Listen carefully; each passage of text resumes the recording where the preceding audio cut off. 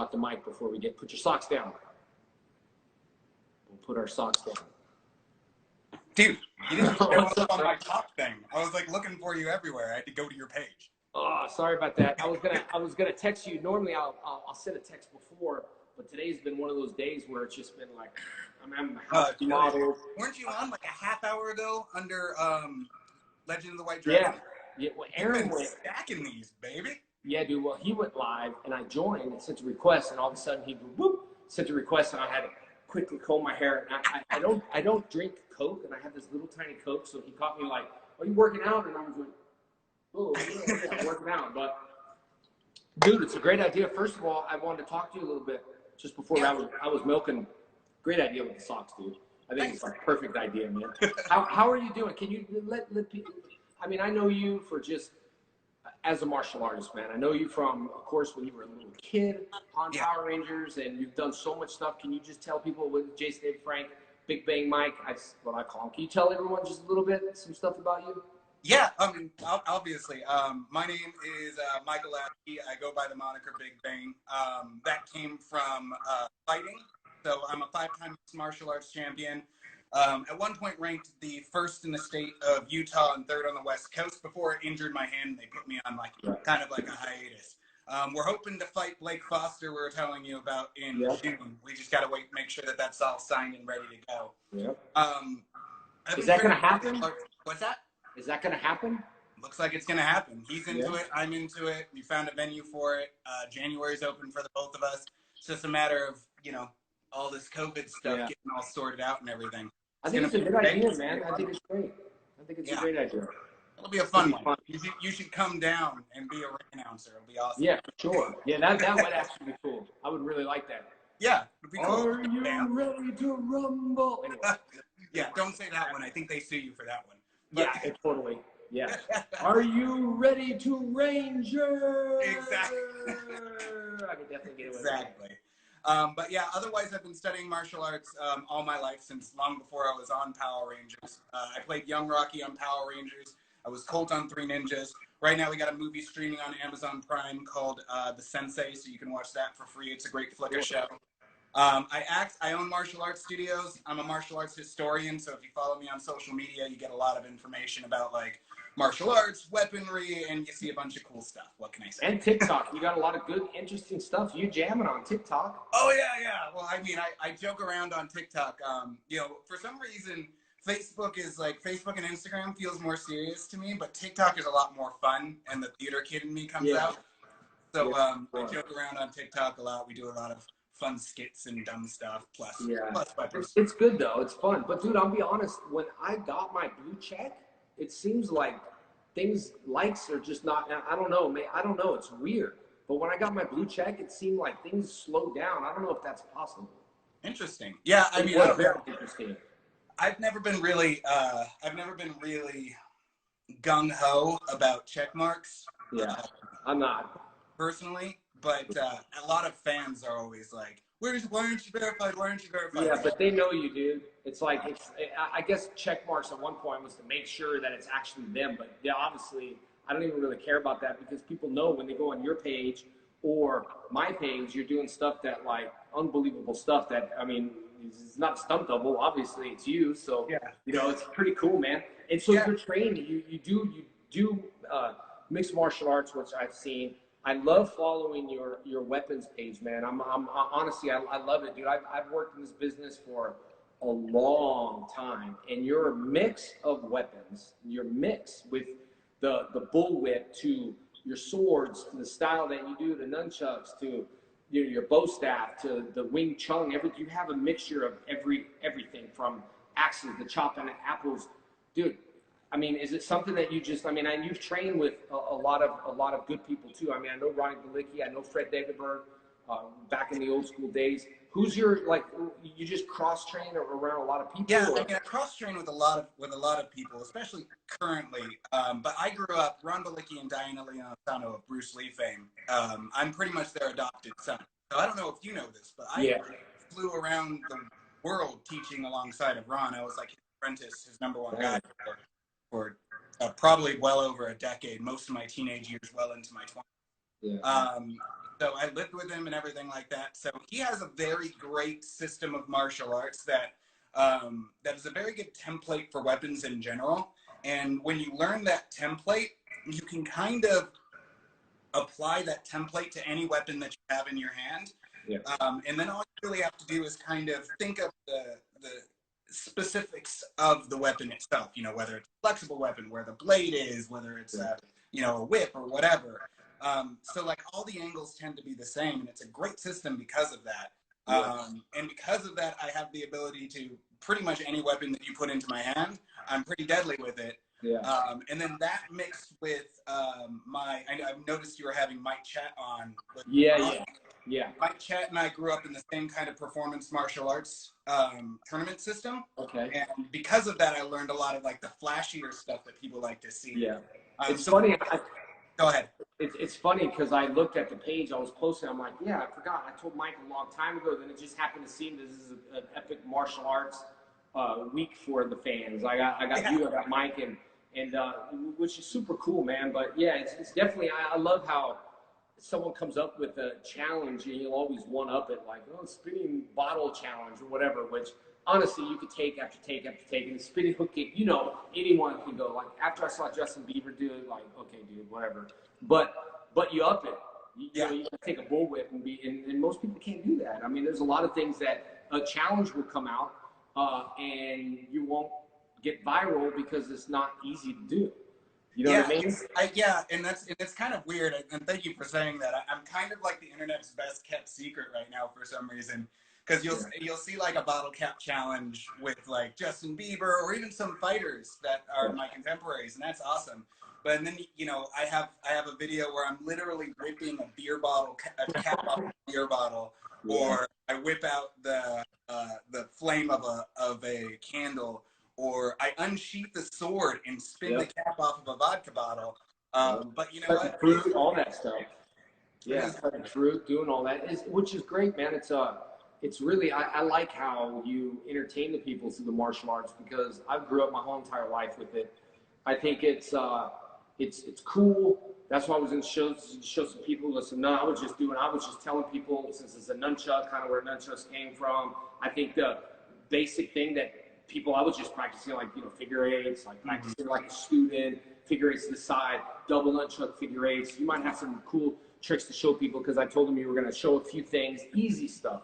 Because when people come to martial arts, I think the biggest thing that totally, for me, is when foam nunchucks came in. Everybody, you know, hits themselves and they don't almost respect the weapon, where when they get a real one, then they're like, oh, you know. So I always tell people, you treat everything like a real weapon. You know what I mean? Well, as far as like the flair and stuff like that, I always think that like I always look at what got me interested in martial arts as a kid, and that was like, it was kind of all the cool stuff, Bruce Lee, all that stuff. And now, you know, I'm sure you get it all the time going to Comic Cons. People come in and are like, hey, I started martial arts because of Power Rangers. So I think it's the cool stuff that really pulls them in, and then once you got them, you can start teaching them about the real stuff and the history and the culture. So it's kind of like I always joke with parents. It's kind of like a gateway drug. Some cool stuff that would never work in real life, but then once they're in, you give them the hard stuff.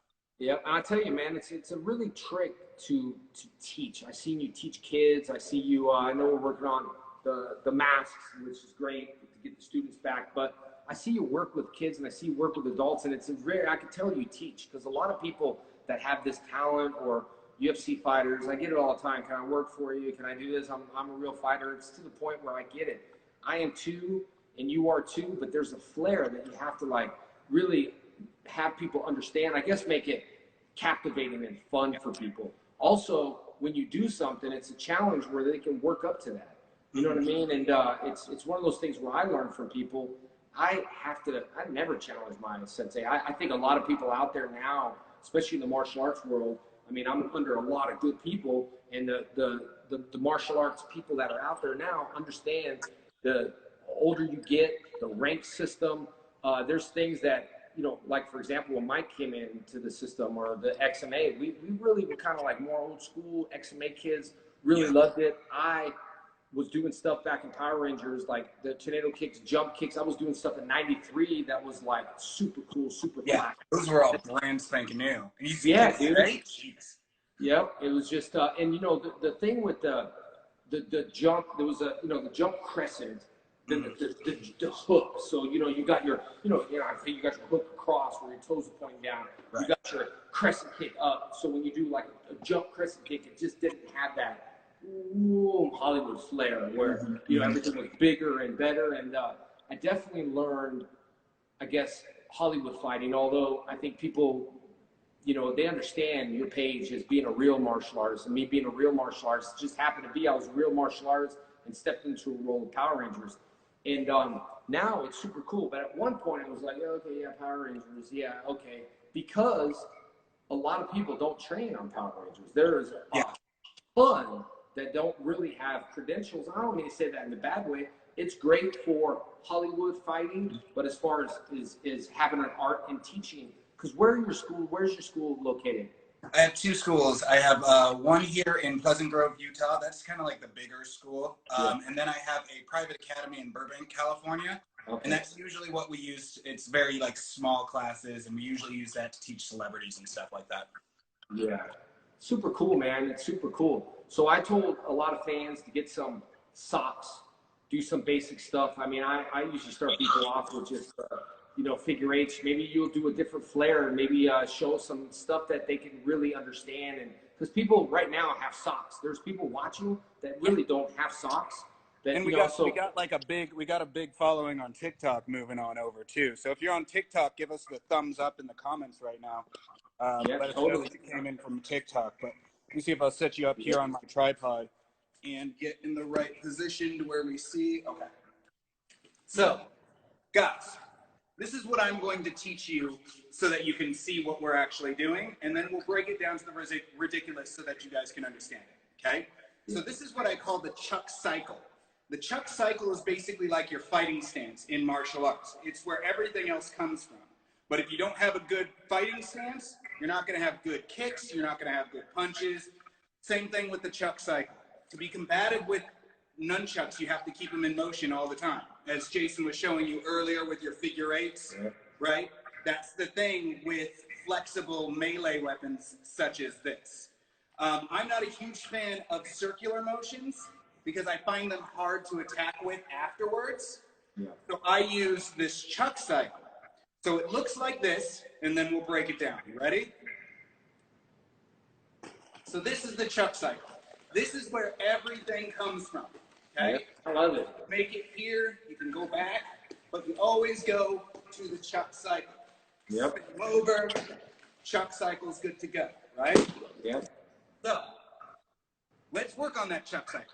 It's super simple, and then you guys can build whatever tricks you want on the internet. If you go on YouTube and you look for nunchuck stuff, if this inspires you, you can add whatever you see on YouTube and your self-training to this chuck cycle, and then you'll always be good to go, okay? So, we're going to drop one nunchuck for now. Dude, it's funny, not to interrupt, but when we did like, you know, I put two socks, when we did that like this, I used to like this nunchuck chase, we call it a nunchuck chase, way back in the days, because remember, if you guys are watching and you're going to learn big things and teach you stuff, but Bruce Lee's nunchuck was pretty, you know, simple, and things like such evolved around, but Bruce Lee's, you know, he was a badass back then, but it's just amazing to see that, and it is a good set to show people, especially with hand and eye coordination with two hands. It's a good starting point, and I always recommend starting with two hands right away because it's going to feel better in your right hand if you're right-handed, but if you start them with both right away, it's going to feel a lot better for you. Okay? So I took a sock, I stuffed one of the socks in here, so it makes it a little bit heavier. I got some different colors, so if so it makes it a little bit heavier, so you know you can do stuff. So I'm sure at home people got some basic socks. If you don't, dude, this even invisible stuff, dude, will give you that motion of. So if you don't have socks or you don't, just follow Mike and just invisible it and get it in your head. You know, all right, we'll watch Mike. And guys, I've taught I teach 8-year-olds this, and they get it in under an hour. So you're gonna get it. I trust you. Okay. So we started up with the shoulder. all I want you guys to think of, we're doing one right now, whichever hand that you want. All I want you to think of is hip, hip, shoulder. Hip, hip, shoulder, hip, hip, shoulder. That's all you're doing. So we go hip, hip, shoulder. That's one rep. Hip, hip, shoulder. Hip, hip, shoulder. Hip, hip, shoulder. Hip, hip, shoulder. Y'all better be doing this. Y'all better be doing this at home right now. I'm watching the comments. You teach, I'll watch the comments. I want to make sure they're doing it. Boom, boom, boom, boom, boom, boom, boom, boom, boom. As you get better and better at this, just start speeding it up, okay? See, the idea of this is that you're always keeping the nunchuck moving, right? If I'm out here with the nunchuck and I'm fighting, what I have to do is I actually have to start that momentum, right? Because it's dead. That means I have to start a swing and hit. Now, if you guys were my enemy and you saw me go like this, you're going to get out of the way, right? Yeah. So a nunchuck kind of always has to be in motion. As I'm moving around looking to hit you, I always have this in motion. And then bam, that's where it goes, right? Or bam, that's where it goes. So you're always keeping the nunchuck in motion so that it's ready to strike whenever you guys want, okay? And just think, shoulder, hip, hip, shoulder, hip, hip, shoulder, hip, hip, shoulder, hip, hip. Okay.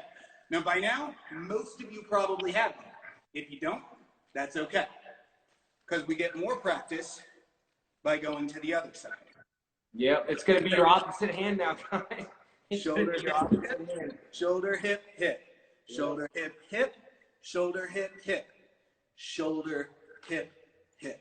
Shoulder, hip, hip, shoulder, hip, hip, shoulder, hip, hip. You guys are going to probably find it more difficult on this side, so it's obviously more important that you guys work on this side. Hip, shoulder, hip, hip. And that's basically what you're doing with the chuck cycle, except for with 2 nunchucks instead of 1. Speaking of which. And you know what's interesting? Mike, to interrupt everyone out there, if you're watching and you're watching Big Bang teach, the good thing is that you have to really understand how a weapon works.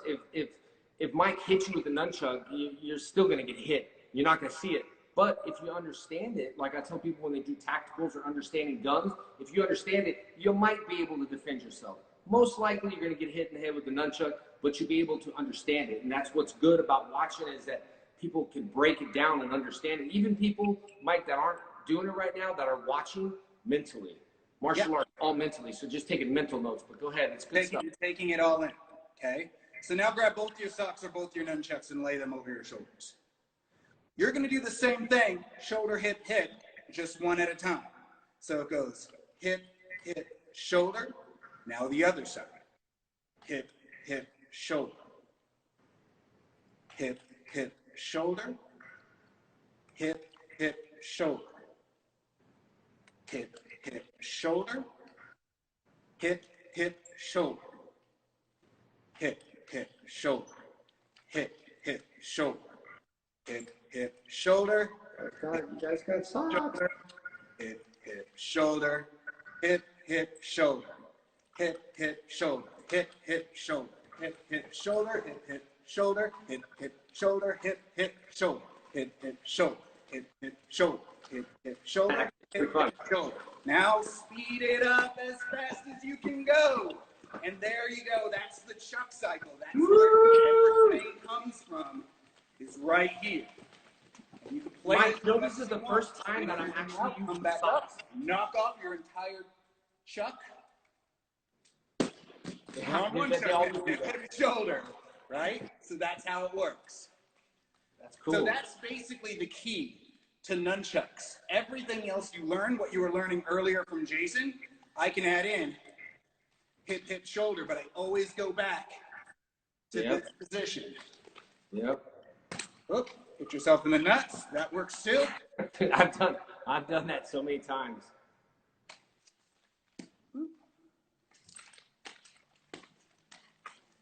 So that's basically your one. Yep. It's so funny, man, because it's so funny how you can like take that, see, like, you know, we'll, in the olden days, you know, we figure eights, and then we have, you know, the prop spins and prop spins back. And really at that time, and it's funny because we, you know, we went to single nunchucks. It's still in my curriculum. And then we go to double nunchucks. But it's really good to take those two nunchucks and do, we call it the nunchuck shape. And you call it the chuck drill, what is it? I call it the chuck cycle.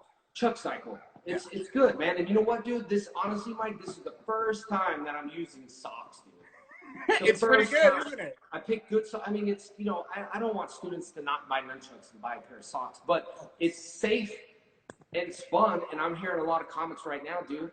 So it's, and people with your Three Ninjas, Mike, people will ask a lot of questions on the Three Ninjas all the time.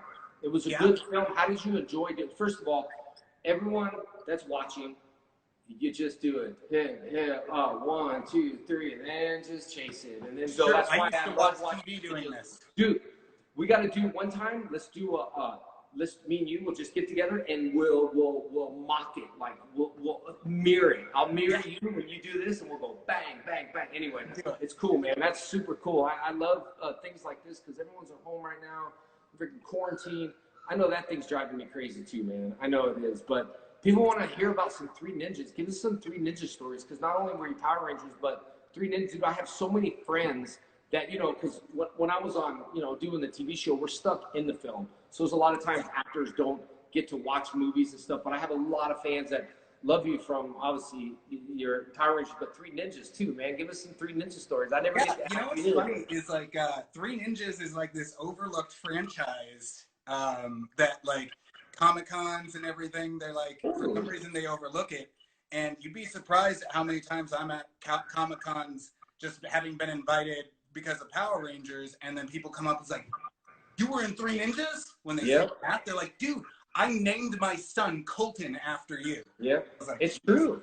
Yeah. Dude, it's true. Everyone, when I do stuff with you, like when you posted that Saudosaur, which was super cool, man, at Power Morphicon, thanks for coming out there. But you're doing the Saudosaur, and then I get a lot of like, oh yeah, it's you, man. He was on Three Ninjas. I don't know why, but Three Ninjas for us as a karate school brought in a lot of business. It brought a lot of business for the karate schools. Certainly, yeah. And you know what? Kids nowadays don't really know it, but the parents are bringing me because of it. And I think it's time to rewatch it. I think it's time for everyone to rewatch the movie and tag us on the film. We got nothing else to do. I think it's time, because I really think that franchise and what you did was super cool. I mean, I love, you know, I'm Power Ranger, grew up my whole life. You did the Power, but Three Ninjas, super cool, dude. It's super cool. Yeah, it was a lot of fun. I got to work with Hulk Hogan, and I got to work with Jim Varney, the late Jim Varney, who was just an idol of mine. Smoked like a chimney, but was definitely an idol of mine. You know, Three Ninjas. When I was auditioning for Three Ninjas, it was after Power Rangers. And, you know, it's funny because, like, the two biggest projects I was most excited about as a kid was booking Power Rangers and booking Three Ninjas. And with both of those auditions, there was like 10 different auditions that they took us through. It was just so gut-wrenching. Wow. You know, I've been in tons of, like, I've been featured in about a bunch of stuff. I was in tons of commercials as a kid, but those were the two big ones, and I happened to book them because Three Ninjas was basically like, I mean, being in Power Rangers, being in Three Ninjas. If I could have figured out a way to be in, you know, Teenage Mutant Ninja Turtles, I'd have been in the ninja trifecta of the 90s. That is so true, man. And I really do. I'm not just saying that, man. Like, I really enjoy your content. You're so, I like the fact that, you know, when I say people grind, it's not grinding the same thing. It's trying different things. You're always trying, entertaining, doing crazy stuff. Like, I do weird, crazy stuff too. But that's what's captivating. People want to see it refreshed. But I tell you what, dude, honestly, you can, and me too. When I post karate, or like right now this live, we got a chance to do some like on hands just with that. It's always, karate is such a beautiful thing to watch no matter what you do. If you do it right. If you do it right. So I see a lot of stuff and I go, ugh. Or, you know, and I don't say anything, but being a professional martial artist, you know, you can come out there and say, hey, I'm going to fight this guy. And you go, jab. And you're like, Well, I think it's my instructor actually, Ron Balicki, said this when I was a kid. I love Ron. And I agree with him fully. He goes, I just want people to be as educated in martial arts as they are in dance. Like when you see somebody dance and they're dancing badly, kind of makes you feel uncomfortable, doesn't it? Yeah. It should be the same with martial arts. When you see somebody throwing punches like this and he's supposed to be like this super secret agent, like it should make you go, ooh, no, no, no. Yeah. But people don't get it. It's the public perception of like, if they understand, they would understand. Like, for example, John Wick, right? Mark's a great guy in Costas. He's great. I just texted him again today. He's such a great guy. Good martial artist. Well, when they did the John Wick, everybody trained this tactical stuff, like bam, figure. And actually, 99% of the tactical world actually accept John Wick for the tactical side. I'm not saying any martial arts side. I still think Keanu can do a lot of work in his karate. I don't mean to say that in a bad way, but as a tactical, people look at it. And for me and you that's been in this, I have people that come from other systems that say, hey, I want to keep my black belt in your system. Okay, so let me evaluate you.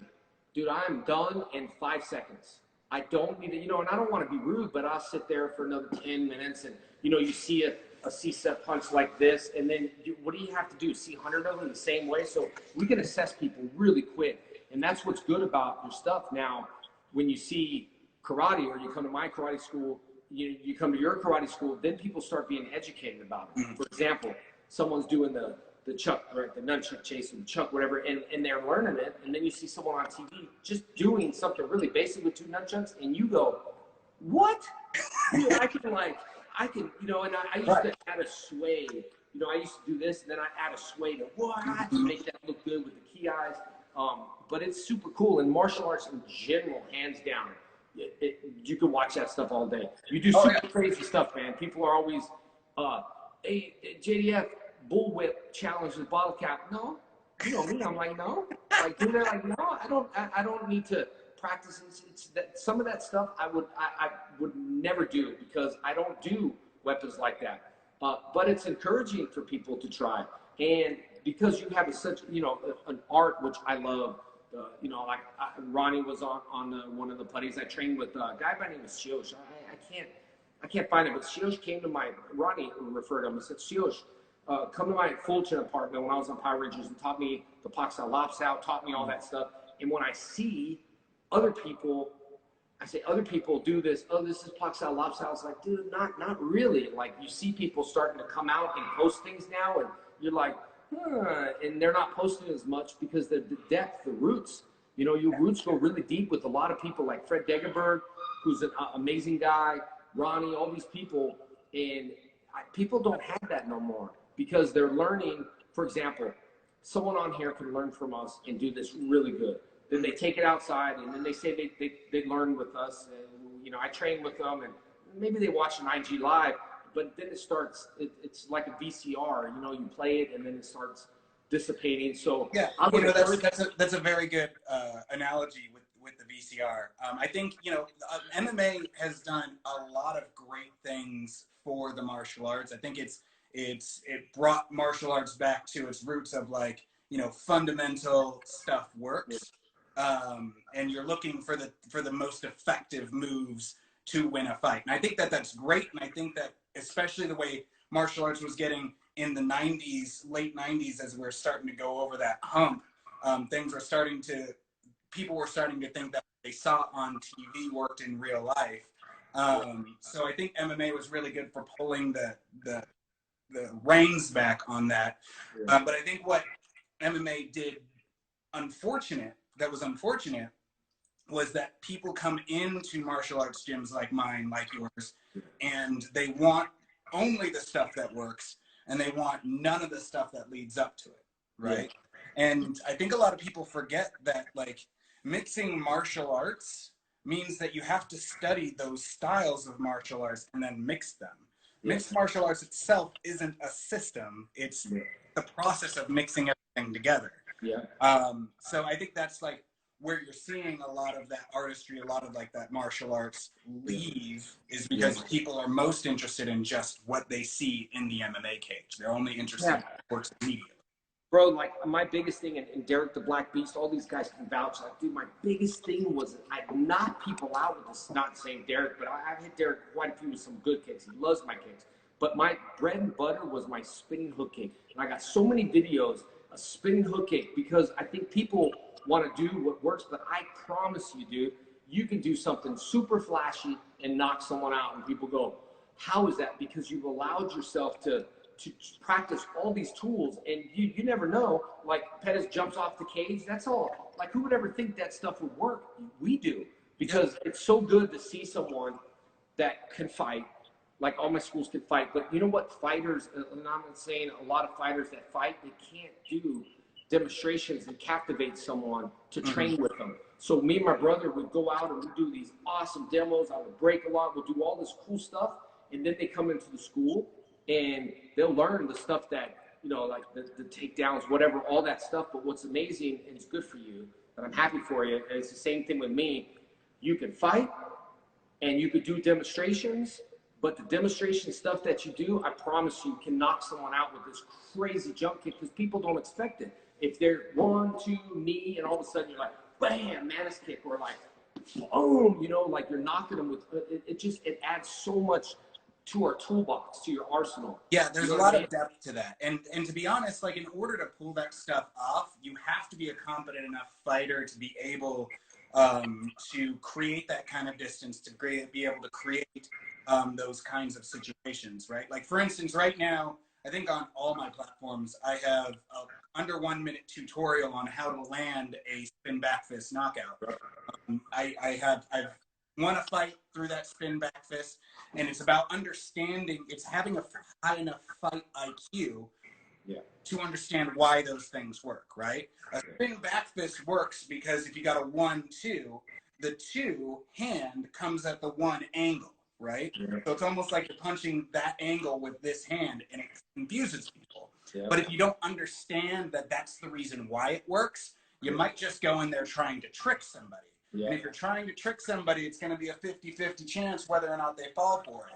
But if you know why it works, then you can land it pretty consistently. And that's what I imagine with you in the spin back kick as well, right? Totally, man. And everybody, that hand, you know, when you're spinning, it's like this hand that gets hit on the chin, it's always dropped. And when I'm always landing the spinning kick. Now, dude, this is so funny. When I was in Thailand with Master Toddy, he taught me this really strange jab, but I call it a Texas draw. And I promise you, dude, it works all the time. Especially when you're sparring people that don't know anything about, like, you know, fighting or whatever.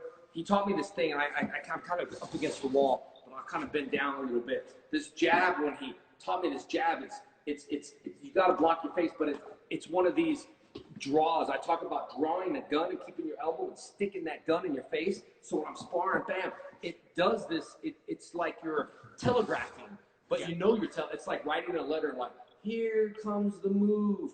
Or like when I would grab the outside when I'm doing jiu-jitsu, and then, you know, make it feel like I'm in a triangle, and then, you know, collar choke and arch myself up. So it's like baiting them in. And it really is, dude. Like when I watch you fight too, this is not checkers, man. It's like you're a chess player that can play checkers is dangerous, because you always have, like in jiu-jitsu, like when you armbar, most people, but like you follow the thumb and roll out, or, you know, do this when you can protect against your triangle. So all these things that people might not know. So when you have fighters, and you know, I fought before. There's a lot of people that didn't know about stuff, gave me things. Here's an arm. Okay, thanks, take it. You know, not that I want to do submissions at all. Dude, I want to knock someone out with my spinning hook kick. But everybody that trains will jam your kicks, or if they're like, you're known for kicks, they're gonna take your kicks away. Or if you're that fighter that goes on your ground, you know, you got all ranges, and we try to train all ranges. I've trained with a lot of good guys on the wrestling defense. I just want to recognize. If you could recognize things, like recognize and get an arm bar, recognize maybe, oh, this is a triangle and choke. It's like methodically. But when I fought, I was so, you know, pumped up. It got me out of my head until I learned, like, I skydive. So, you know, I have 1,400 jumps. The first 100 jumps weren't relaxing. It was, you know, everyone's like, relax, bro, take my hand. We're going 200 miles an hour. I got to open the parachute. So there's this sense of feeling comfortable. And it's nothing like when you fighting in the cage and you're doing that stuff, I don't think people understand. It's a whole new level. So when someone new goes into this fight game, for example, Punk walked out hundreds of times with this crowd. Yeah, you know, this is, and it's some people, you know, for me, I just like to get in. I don't really like to, hey, you know, pump up the crowd. Some people can, some people don't. I don't. It feels great walking out, but he has that. Yeah, that confidence. But when the cage closes, you don't got what it takes to survive. It's rough stuff, you know. And like for me, I'm like, I try to bring myself out because, you know, I am a performer. So like I try to bring myself out and I try to be like cool when I walk out. You do great. You do great all around. You're focused. Thank you. But I just beeline for it, man. I'm just looking for that. And for me, the worst part of fighting, I love the training. I love the fighting. I love after the fight, win or lose. Yes. The hardest part for me is the day of the fight leading up to it.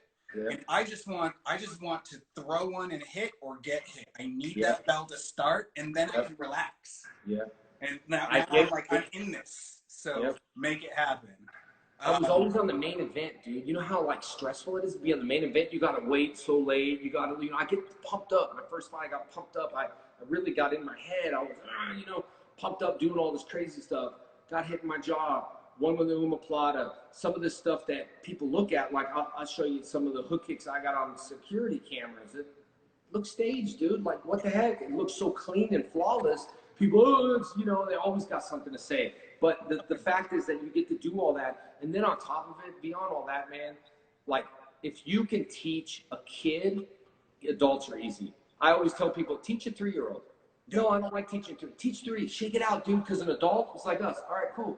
Hey, do this, but like little kids, and I see you teach little kids, which is really takes a very, and I'll tell you this as an instructor, man, and I have no reason to say this any other reason to bring you in or say something that I respect your martial arts because who you came from, what you do, how you teach it's hard. And the way we do it, dude, it's going to be great. And this whole virus thing happened, but you're going to be great. And the students are going to be good. And they're going to love it, man. And, but yeah, it's definitely, I don't think people understand for me, I was, you know, weigh in and I kept it. I should have never been heavyweight, but I was just coach. Wait, what did you fight at?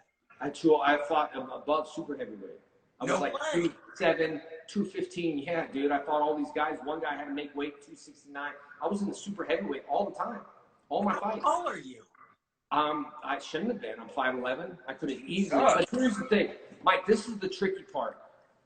I don't. You know, I walk at 190. I'm not used to like dropping weight and doing all that stuff. Punk did fight at 170, and I don't know. I was, my first Thai fight, I was like 160. I got down, but I killed myself for that. I fought one time at 145, and it was the worst experience of my life. I've been 155 champion, but I've mostly fought at 170. I'm fighting Blake in January at 205, though. Yeah, see, that's the 205s you see knockouts. I mean, I trained with, you know, Derek and all these guys that were down here, so I always trained big guys. Me and Derek, I mean, I saw Derek when he was, you know, 0 fights. We trained at the same school. We battled each other all the time.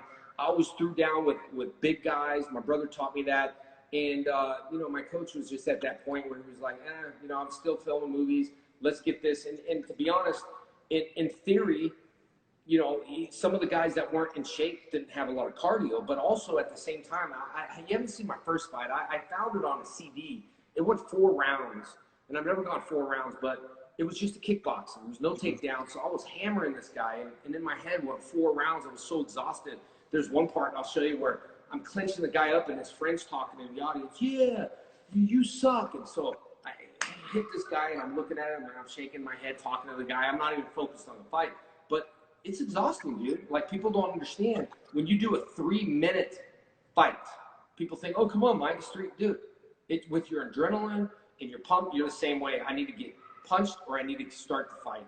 And my instructor would always teach me, either you're the hunter or you're going to be the hunted. Make your decision. If you're going to be the lion, then make that decision. And so people ask me. They think they understand, but they don't. People were asking me about what do I think about the fight with you and Blake. I think it's good entertainment, dude. I think it'd be really super cool. I would love to come in there and do some ring announcement. I think it'd be fun. Thanks. I'll let them know. I told them too. I was like, we're gonna be doing it for Tough Enough in Vegas probably in January. Yeah. We're having a hard time booking the date because this whole COVID thing, and they're getting all of it canceled. But yeah, so we're gonna do that. And I was like, hey man, you know, me and JDF are bros. If he's in town, yeah, to tell him to I'm come always in. that. Because, you know, I like Blake. Blake grew up like, I'm one of those guys where, you know, it's like, you need to have this. This is a business, right? When the whole thing with the punk, I don't hate punk. I just don't fight punk. It was one of those things where everyone turned it down, and you know, and I know, I didn't have to train for punk. Come on, man. You know that. I know Mike Jackson. I know Mike Jackson very well. Mike Jackson came from our camp. He came from Derek's camp. I know Mike very well. And the fight went 15 minutes. Mike, stretched it out. Dana White got mad at him because he's stretching it out. Dude, if you fight, you have every right to do whatever you want for as long as you want. Yeah. No one ever said just knock him out, play with him if you want. It's entertainment. You shouldn't get in trouble for that. And, you know, Mike got in trouble for that. Exactly. Well, and you know, I agree, and I've always told people, you know, people always chat, especially because I'm a fight. They're like, can you beat Blake? Can you beat JDF? Can you beat Austin? Yeah. And I'm like, dude, if you're gonna ask me, man, I'm a competitor. If you're gonna ask me, I can beat anybody. I could beat McGregor. I'm gonna say yes. I'm gonna say no. It's one of those things where people have to understand. I get that asked all the time. This whole with the Austin thing, it was way back in Instagram. Yeah, I wanted to fight too. I thought Ranger versus Ranger would be cool. We had that thing set up a long time ago.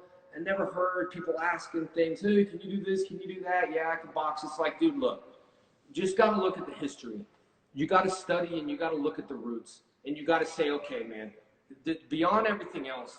And you know, Blake's got his stuff with his instructors, but the experience is what you need sometimes, man. You need the experience. You look at the instructors, you understand. You look at where they've been. It's not as easy as people just think. In MMA, dude, anything can happen, especially the 205 division. Anything can happen. But of course, it's one of those things where when that came up with the punk, it was like, yeah, sure, dude, I'm gonna be 47, and I'm just now. I told you before with my injuries. I'm just now seeing results with injuries, man. I was so frustrated. I mean, like, you know, like the kicking in my shoulders, and there's hope to get through those injuries. But, dude, I've been doing this my whole entire life, and I, thank God, never been knocked out. I almost got knocked out by that head when I hit my head on this thing down here. I thought someone hit me in the head with a baseball bat, but I had a couple distal bicep tears, but injuries come with it. It's not because you're getting older, you get injuries. You get injuries. You're young, you get injuries. You try to heal them, and you move forward, you know? So it's the life of a gladiator, you know? It is. The idea of being a martial artist is an arc. And, you know, you start as a student, and you sort of move into kind of being a fighter, and then you move into being an instructor. There is going to be a time in there's going to be time in your life. There's been a time in our instructors' lives where you're sitting down in a chair teaching classes because you don't want to walk anymore. Yep. That's okay. That's part of the process. And as I told my wife, like, martial arts schools are my retirement plan. I'm going to be teaching martial arts until I die, until nobody can understand me because I can't speak anymore. Yeah. And bro, that's where you have a beard. That's where you get, this is the only job where you can not walk, have a beard, and have a cane where people are like, oh my God, sensei, the snatch the pee from my hand. This is, it becomes to the knowledge. I just contacted, I was talking to David Ramsey last night, and my audio was off, but David Ramsey came from Bidding the Jet. I trained with Bidding the Jet. I just reached out to Majid. Majid was one of Bidding the Jet's fighter, and we threw down really hard. And what I love about this is I went to Breakfast Club. We threw down hard. No one really won that fight at the time. But I asked him, Majid, can you share what you experienced during this fight? And we shared our thoughts. There was no ego. It was like, yeah, you know, Benny would say, put your knee down if you get hit. It was like, bam, rocking him rocking me, going back and forth. And you know, no one put their knee down to stop, but it was time up. And we expressed ourselves. And it was such an honest thing. What were you thinking? I said, man, I was thinking when you hit me, I was so close to putting my knee down because you rocked me. Same thing, bro. I didn't know who you know, the Power Ranger guy. Same thing with Gina Carano. We were sparring, and it was so funny. At that time, I fought the Thai. I was 160. I don't know. I was training. And she was big woman. She was tough. Yeah. And I'm fighting her, sparring, bam, bam. You know, and I'm thinking, no offense, but I'm like, oh, she's a girl. And then she started hitting back. Yeah, started hitting back. And then afterwards, you know, I wasn't going all out, but I was blocking, moving, stick a little bit. She took it. Oh, okay, stick a little bit more. She's a fighter. I don't want to disrespect her. She's like, oh, I'm a girl. So afterwards, I never forget it. She says, oh, man, I just didn't want to get knocked out by a Power Ranger. And I said, you know, Gina, that's so good. I just didn't want to get knocked out by a girl. And it was the funniest thing. That's what everybody says. Everybody says that, like, they're like, the most embarrassing thing about losing the mic is having to lose to a Power Ranger. Yeah, but see, that's the funny thing. It's great. Like, I went into this fight world thinking like this. I had to come up with, you know, a strategy and say, okay, two things. I beat you up. You got beat up by the Green Ranger. You beat me up. How many people are going to hate you because you beat up the Green Ranger? And it was like, it just took the pressure off. You know, it was a lot of pressure. I never went out. Chris Rose, I fought. He did. He came out with the, you know, trying to get in my head, came out with the turtle, you know, Kill Ninja Turtle, came out in his walkout. And, you know, and I had to learn just to listen to music for all these fights to go through because I was the main event, like 10:30. I was pumped up by 5, my adrenaline. And so I just had to learn to just relax, bro, just relax. And that was the hardest thing for me to do is relax until my fight was up. I miss it. I think it's a lot of fun. I'd love to be part of that stuff that you guys are doing. Always support, man. And you know, I mean, I appreciate you, man. I'm so glad. It's so funny because we talk through texts or Instagrams here and there, and it's such great to see you on this is a TV, the Instagram, and just kind of pick up. You've always been that guy where we just pick up. It's not like, you know, we're martial artists, so I think that's what we have in common from day one is that martial arts. You know, feel and the respect for martial arts. Just like I ride my Harley, and I forgot, every time you ride a Harley, that's not a rice burner. Harley guys just put their hand out and they just wave and they say, what's up? So I remember every time I ride a Harley, they just put their hand out. I did that to a guy riding a rice burner.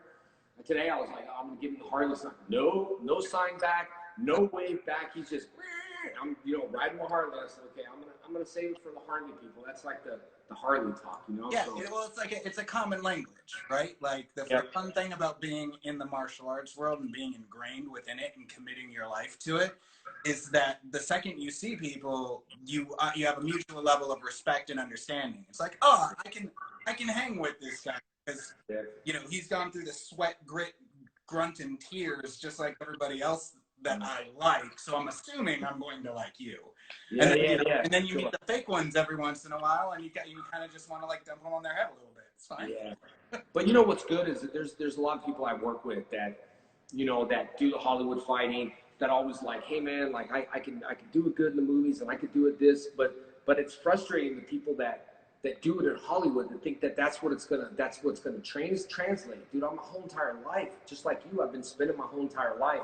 And it's one of those things where people are like, hey, can you fight this guy? You're like, it's like, is that even a question? Like, you got to compare apples to oranges. You first got to look and say, okay, this guy's got some good history, which is great because you're not going to fight. You know, that's why I was telling, you know, Punk too. It's good. If I fought him, I would never lose to him. But if he lost, at least he lost to someone. I'm not Mike. I'm not love you, Mike, but I'm saying at least he lost to a Power Ranger. It was a fandom thing. That's why I like the fight between you and Blake. It's a fandom Ranger versus Ranger stuff, which I always wanted to do a long time ago when you know, with a few Rangers out there. But anyway, more than one. Come on.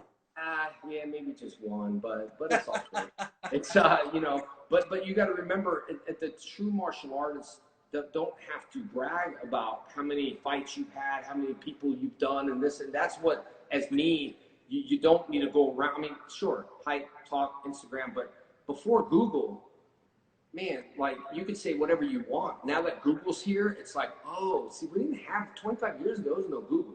You can say whatever you want, and people couldn't verify it. So I remember that completely. I remember there are so many people when I was young, especially being around Ron and Diana, who are pretty much martial arts royalty.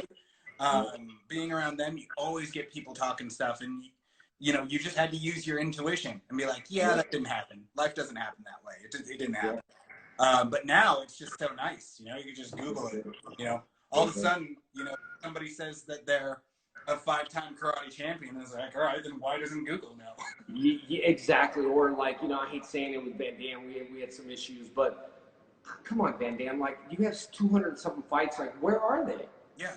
Where Yes, is footage of any of them? Where? You Like, I mean, videotape them? yeah, dude, it's crazy. But anyway, before we leave, let's do the thing one more time for so people tuned in. I'll just I'll sit and I'll follow you, follow along with you, so we can. If you guys just tuned in, Jay Stay Frank, Big Bang, Mike here. He's got. We're gonna probably end in about a minute because he's gonna kick us off, but we'll guide you to where we're gonna go. Teach you some double nunchucks, just some basic moves that you guys can do at home. Send us your video. Tag me. Tag Mike. And get socks and just do it, all right? All right, so here we go. I'm going to sit down and do the socks. All right, we're on 2, right? We talked about hip, hip, shoulder. So let's start. Hip, hip, shoulder. Other side. Hip, hip, shoulder. Other side. Hip, hip, shoulder. Hip, hip, shoulder. Keep it up. Hip, hip, shoulder. We're going to Jane Fonda this. Hip, hip, shoulder.